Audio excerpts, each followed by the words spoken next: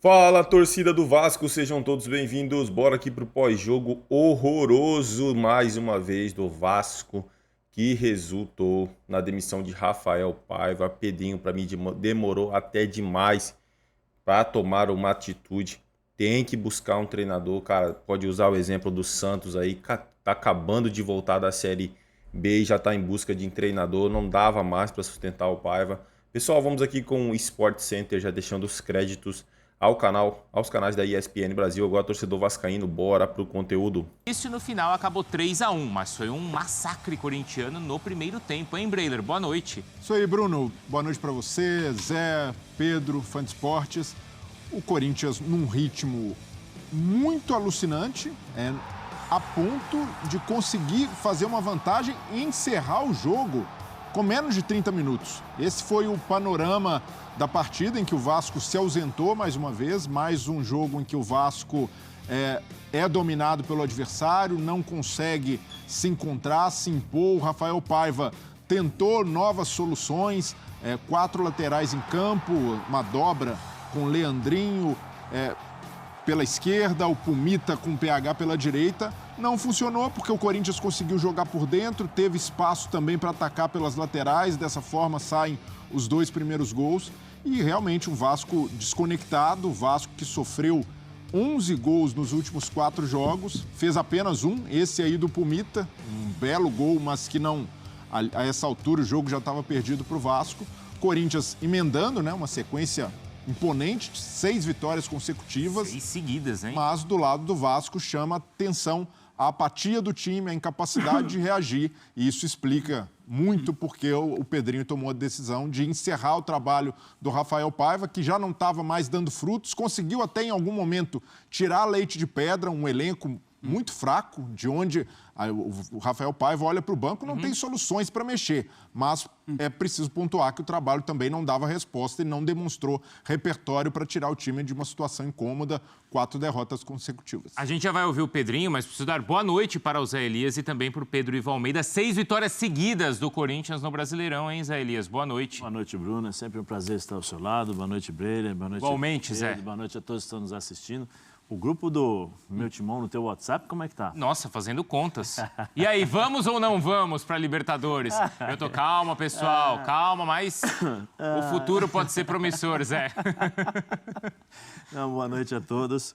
Eu acho que assim, o jogo ficou muito claro, né, nos primeiros 15 minutos, as dificuldades que o Vasco queria encontrar, a falta de organização, a falta de entendimento do Paiva em relação ao sistema tático, né? Ele coloca uma forma de jogar, 2 laterais para tentar marcar os laterais do Corinthians, põe o Payet e o Verratti, né, o Vegetti ali na frente para tentar marcar a saída de bola, mas só que ele esquece que o Corinthians joga com 3 jogadores no meio campo, um jogador na frente desse meio campo para fazer o losango, que é o Garro, e aí você tem o Ranieri. Então o time do Vasco sempre tinha superioridade numérica, o time do Corinthians sempre tinha superioridade numérica, seja no meio campo, seja na lateral, porque o Bidon saía pelo lado esquerdo, o Bidu saía pelo lado esquerdo, o Garro se aproximava, fazendo 4 contra 3, 3 contra 2, a mesma coisa pelo lado direito, ou seja, o time do Vasco em momento algum soube se posicionar dentro de campo. Aí depois ele tem uma alteração, ele tira, né, o Leandrinho, e tira também, se eu não me engano... Ainda no primeiro tempo, Ainda no primeiro né? tempo. Ele faz 2 substituições, né? Ele coloca... E o Paulo Henrique, né? O Paulo Henrique, ele coloca o também, Maicon, né? Para tentar aí, e o Emerson para tentar mudar, coloca o sistema 3-4-3. Mas da mesma forma, ele deixa as laterais sobrando e o Garro, junto com a movimentação do Thales Magno, que não fez gol, mas o que ele bagunçou a defesa do Vasco em relação a posicionamento, porque ele saía para jogar o tempo todo. Ele, como gosta de falar o Breiler, né? Ele flutuava nas costas dos volantes e entre os volantes nas entrelinhas. E aí gerava a superioridade numérica que o Corinthians conseguia jogar. No segundo tempo, o Corinthians entrou administrando, conseguiu ainda criar algumas outras oportunidades. No finalzinho aí o gol do Pumito, mas uma falha para mim do Hugo, né? Poderia ir com as 2 mãos ali, tranquilamente fazer a defesa. Mas o Corinthians mantém uma regularidade em termos de performance, em termos de intensidade, de concentração. E por isso essas 6 vitórias consecutivas no campeonato. E ainda hoje não jogaram Memphis e Yuri Alberto, que são 2 jogadores importantes do setor ofensivo corintiano. Tudo bem, Pedro Ivo? Boa noite. Tudo bem, Bruno? Boa noite a você, a Fã do Esporte com a gente, Breiler, Zé, O Breyer já falou que ele acha que faltou. O Zé destrinchou o desenho do jogo.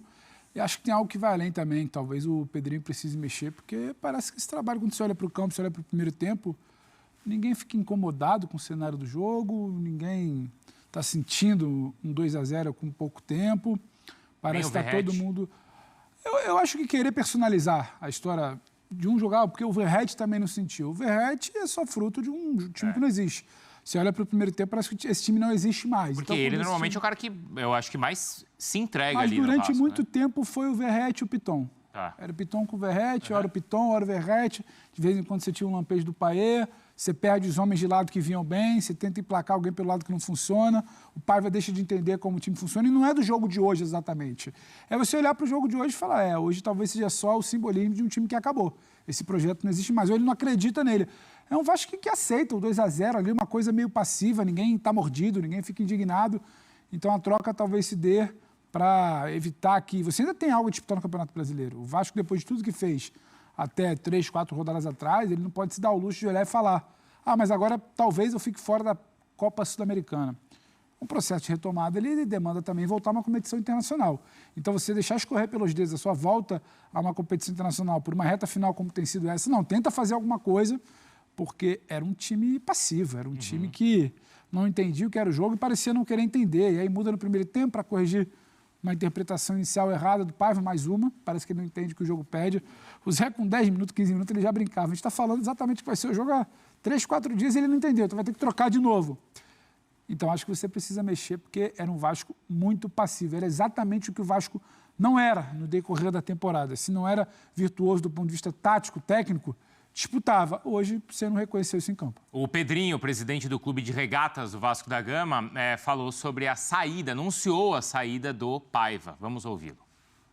Só para comunicar que o Paiva não permanece.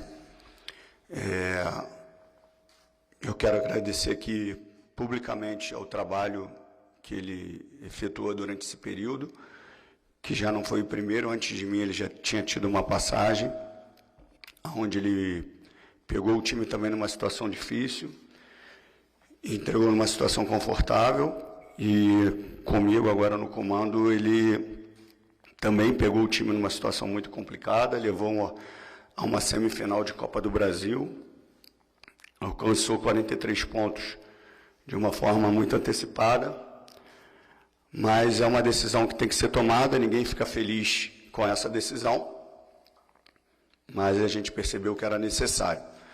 E amanhã eu faço uma coletiva com vocês para passar a situação até o final do campeonato.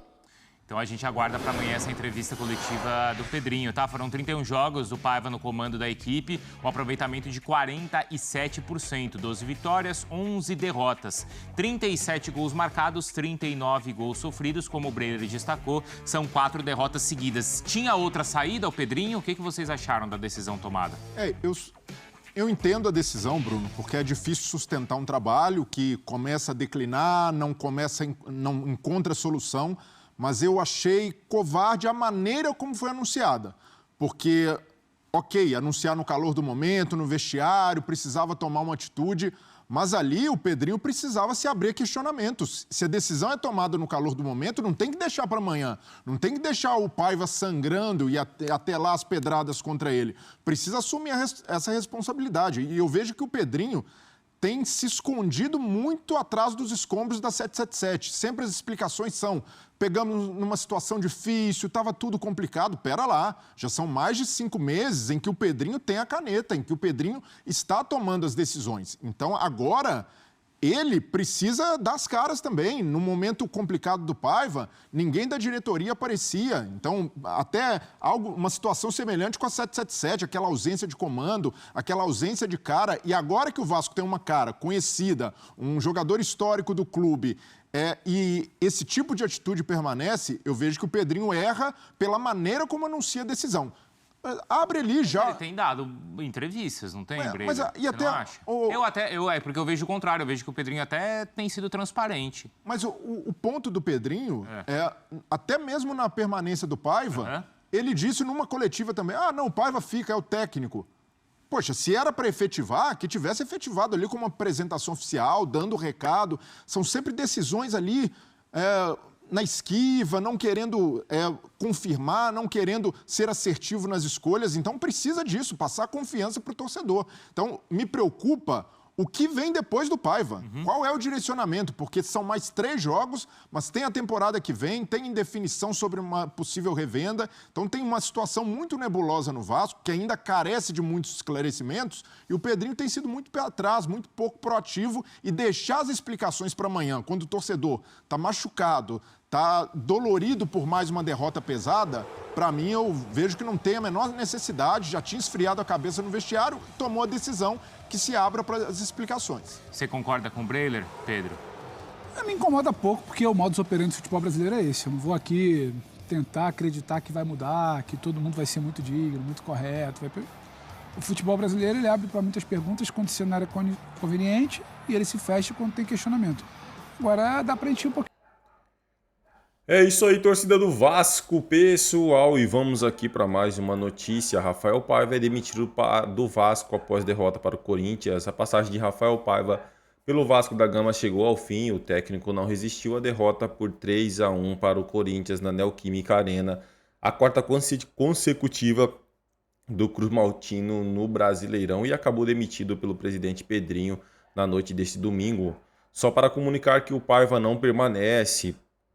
Quero agradecer publicamente ao trabalho que ele efetuou durante esse período, que não foi o primeiro. Antes de mim, ele já teve uma outra passagem, onde também pegou o time numa situação difícil e entregou confortável.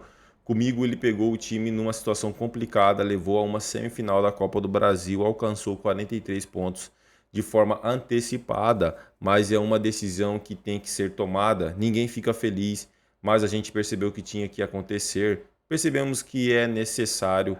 Amanhã tem coletiva para passar a situação até o final do campeonato, esclareceu Pedrinho em coletiva de imprensa pós-jogo. Paiva esteve à frente do Vasco em 35 partidas desde que assumiu definitivamente a comissão técnica do clube para suceder Álvaro Pacheco em junho. Nesse período liderou a equipe em 13 vitórias, 10 empates e 12 derrotas. É isso aí, torcida do Vasco. Agradeço a vocês pela companhia. Se não é inscrito no canal, se inscreva, deixe seu like e o seu comentário, que isso faz uma enorme diferença para a gente aqui dentro da plataforma. Agradeço pela companhia de vocês, torcedor do Vascão, e até o próximo conteúdo.